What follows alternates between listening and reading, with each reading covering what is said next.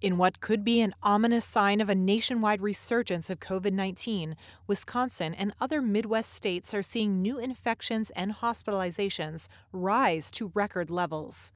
More than 22,000 new cases of the novel coronavirus were reported on Wednesday across the Midwest, compared to the previous daily record of 20,000 cases. And some hospitals are seeing a record number of patients for the 10th straight day.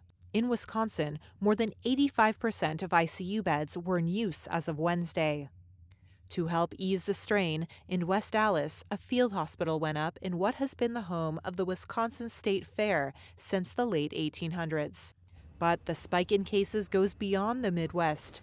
The number of new COVID-19 cases rose 11% in the U.S. last week compared to the previous 7 days. We're rounding the turn on the pandemic. President Donald Trump, who faces criticism for holding large events during a pandemic and for his lax approach to mask wearing in the White House, told Fox Business Network's Varney & Co. host Stuart Varney on Thursday that he will keep the country open no matter what. What happens if you get a big spike in cases in the United States and cases are rising? What would you do? Right. Here? We're not doing any more lockdowns, and we're doing fine.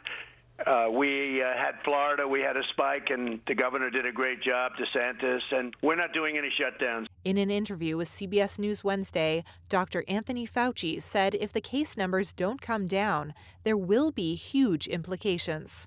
What we're seeing, unfortunately, is upticks in case positivities, test positivities. That's going to translate, as it already is, into additional hospitalizations, which ultimately are going to translate into additional deaths.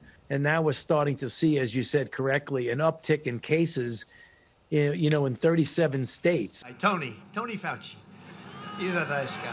Trump making a push in the final weeks of campaigning after being hospitalized with COVID-19 has continued to minimize the threat to public health posed by the virus that has killed more than 216,000 Americans.